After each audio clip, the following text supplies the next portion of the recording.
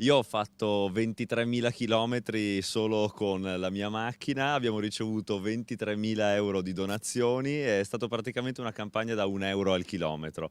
Una campagna elettorale tra i cittadini, quella di Jacopo Berti, un giro del Veneto per ascoltare problemi e bisogni di una regione che cerca di lasciarsi alle spalle la crisi di questi anni. Che noi risolveremo e vogliamo risolvere con il nostro microcredito, che tra l'altro è partito 2 giorni fa, quei 25.000 euro per ogni imprenditore che finalmente sono realtà. La lotta alla crisi, secondo Berti, non deve fermarsi ai problemi di credito degli imprenditori, ma estendersi anche ai problemi di occupazione dei dipendenti.